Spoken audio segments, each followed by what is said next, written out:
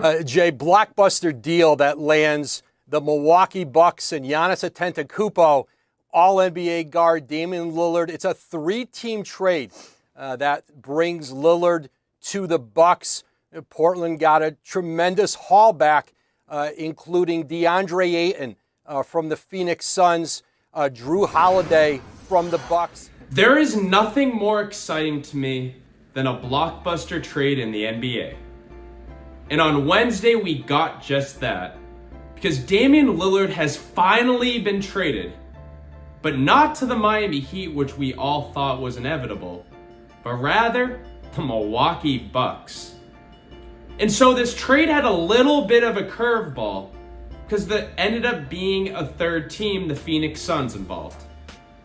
And in essence, the trade was a little something like this. And I'm definitely missing a few pieces, a few picks. But generally speaking, it was Dame to the Bucks, Jrue Holiday and DeAndre Ayton to Portland, and then Nurkic to the Phoenix Suns. And when I saw the trade, the first thing I sort of thought was that this trade helps all three teams, especially in terms of where they're at right now. Portland is in rebuild mode, no doubt about it. Phoenix needed the defense and Nurkic can provide that. Plus the fact DeAndre Ayton clearly didn't want to be there anymore. And obviously the scoring of Damian Lillard is like second to none. The Giannis-Damian duo is absolutely terrifying. And I think it goes without saying, but the Milwaukee Bucks are definitely the favorite in the East. And probably the favorite to win the NBA championship in general. But as we've seen in the past, on paper is on paper at Brooklyn Nets a couple years ago. And losing Jrue Holiday is definitely a big deal for the Milwaukee Bucks. And you can tell that because as soon as the trade happened, there were already reports that a bunch of teams were interested in acquiring Holiday. I've heard Philly's interested. Miami seems to be randomly involved with every superstar, only to come up short. And I've heard that the Boston Celtics are interested in acquiring Holiday too. And if you're the Boston Celtics, you absolutely need to make this trade. Like 100%. This is the trade that will get you over the top. Win the championship. Banner 18. And so a trade for Jrue Holiday would look a little something like this for the Boston Celtics. Malcolm Brogdon for sure. And then one of the following three options. Al Horford, Rob Williams, or a couple first-round picks. And for me, because I like having the depth of both Horford and Williams, I would hope that it would be the picks. And getting rid of Malcolm Brogdon, in my eyes, is super, super important for the Celtics having a successful season. I feel like he has a little bit of resentment towards the Boston Celtics, because as you may remember, he was supposed to be the guard that got traded and not Marcus Smart. But the LA Clippers got cold feet on his medical reports, and then a couple hours later, Marcus was a Memphis Grizzly. But Jrue Holiday is a perfect fit on the Boston Celtics. Jrue Holiday is who Marcus Smart thinks he is.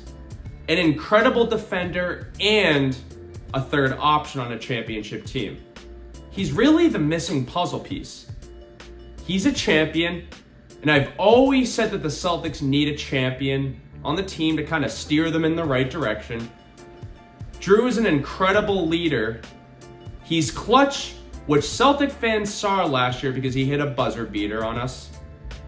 Believe it or not, he averaged 20 a game. He's a good scorer. Very, very underrated there. And just all around a good dude. He will definitely do his job and won't be like salty about, lack of touches, etc. And so if Jrue comes to the Celtics, he will also provide this team focus, because I've always felt like the Celtics' biggest enemy is themselves. I mean, how many pathetic losses did we see last season? Because it kind of felt like the team took the night off. Houston, the Orlando Magic twice, OKC, and then getting blown out by 20 on your home court in a Game 7. And so I feel like if Jrue comes to the Celtics, they're more or less going to be a lock to win the NBA championship. That's how much I value Jrue Holiday. I've always been a massive fan of his. And I don't really want Derek White playing the point guard. I kind of prefer him being the number 2. And then there have been talks about Jason Tatum being the point forward because he's so good, sort of like what we saw with LeBron James all those years. But I also prefer Jason Tatum off the ball because I've seen in the past when he's done this, it can sometimes be a little bit too much ISO and the offense looks a little bit stagnant. So this would be the lineup. I mean, how nasty is this? Jrue Holiday at the point, Derek White at the 2, Jaylen Brown at the 3, Jason Tatum at the 4, and Kristaps Porzingis at the 5. I mean, that is an absolutely insane starting 5. There is nothing in the league touching that starting 5. And so Brad really needs to make the call. Make this happen. This is like a very rare opportunity, especially right before the camp starts. And plus, the truth of the matter is 2023 is kind of going to be the last year you can spend a lot. Especially a team like the Boston Celtics. Extensions start kicking in like Kristaps. Supermaxes start kicking in like Jaylen Brown. And then ultimately Jason Tatum. And then the new CBA is going to start getting into effect. And that kind of makes it hard to hold a lot of talent. The whole point of the CBA is to kind of create more parity in the league. So the 2024 season is really the Celtics' big chance. And getting a guy like Jrue Holiday, I truly believe will get the Boston Celtics ring number 18.